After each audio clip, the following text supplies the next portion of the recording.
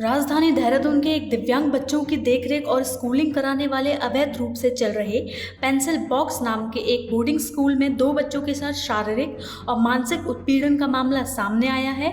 जहां स्कूल का care taker 2 मासूम दिव्यांग बच्चों को लोहे की रॉड से मारता था, सिगरेट से जलाता था और उनके प्राइवेट पार्ट से भी छेड़छाड़ करता था। मामले का खुलासा तब हुआ जब डरे सहमे बच्चों से उनकी मां ने बात की तो दोनों बच्चों ने अपनी मां को केयर टेकर की करतूत के बारे में बताया, जिसके बाद मां ने बच्चों के साथ हुए शारीरिक और मानसिक शोषण की शिकायत पुलिस में की और शिकायत मिलते ही पुलिस ने तत्काल एक्शन लेते हुए मुकदमा दर्ज किया, जबकि आरोपी केयर टेकर को गिरफ्तार कर लिया गया है। साथ ही पुलिस ने इस मामले में हॉस्टल में लगे सीसीटीवी कैमरे की डीवीआर को कब्जे में लेकर जांच भी शुरू कर दी है। वादिनी निवासी पटेल नगर के द्वारा थाना पटेल नगर पर एक तहरीर दी गई, जिसमें उनके द्वारा कहा गया कि उनके 2 नाबालिग दिव्यांग बच्चे हैं जो कि बंजारावाला स्थित स्कूल में अध्ययनरत थे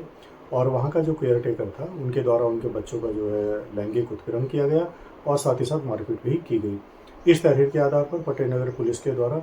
BNS एवं पॉक्सो की सशक्त धाराओं के अंदर अपराध पंजीकृत किया गया। घटना की संवेदनशीलता के दृष्टिगत वरिष्ठ पुलिस अधीक्षक महोदय के द्वारा घटना के अनावरण के निर्देश दिए गए, जिसके क्रम में पुलिस के द्वारा कार्रवाई करते हुए मौका वारदात से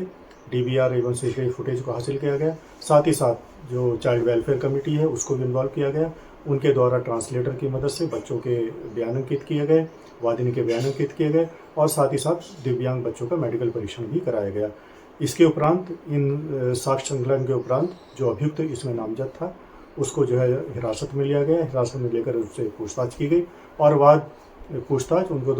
गिरफ्तार कर माननीय न्यायालय में पेश किया जा रहा है और साथ ही साथ इसमें जो अग्रिम वैधानिक कार्रवाई है वो अतिशीघ्र पुलिस के द्वारा की जा रही है।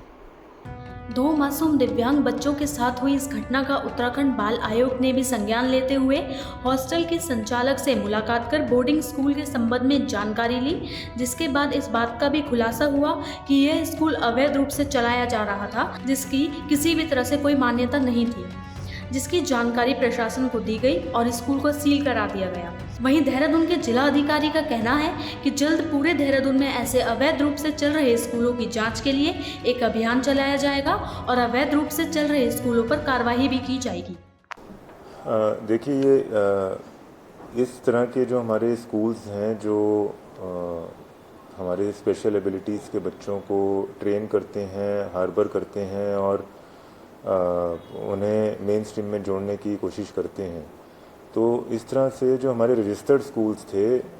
उनकी ऑलरेडी एक हाई लेवल इंक्वायरी जिले स्तर से गतिमान है, जिसमें हमारे सोशल वेलफेयर ऑफिसर,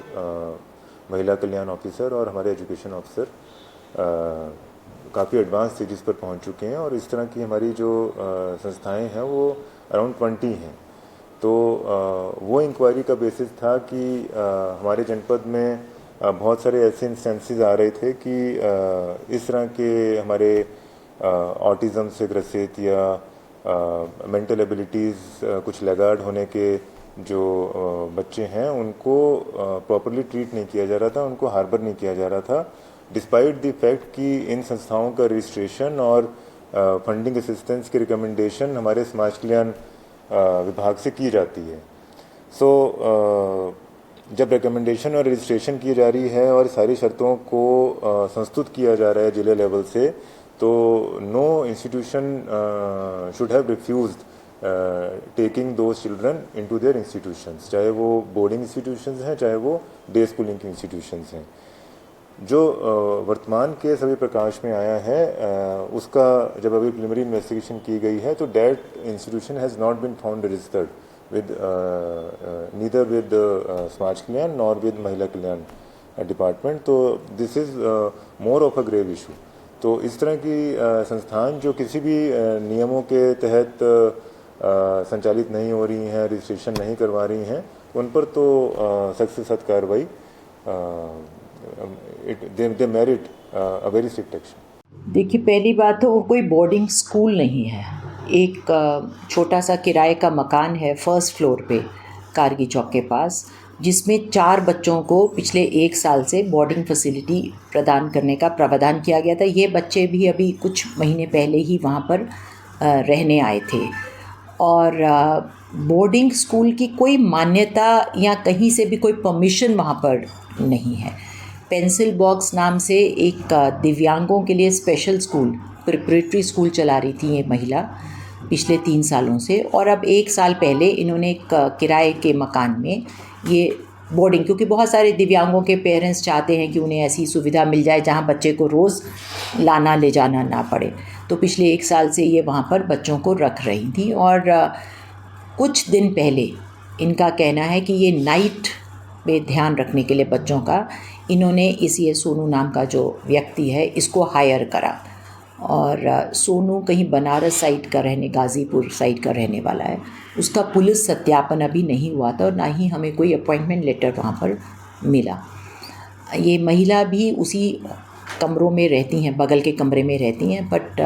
उनका कहना था कि पिछले 7-10 दिन से जब उनके पिताजी की तबीयत ख़राब थी तो वो अपने घर जाने लगी थी, और उस बीच में ही शायद इस व्यक्ति ने, उनका ये कहना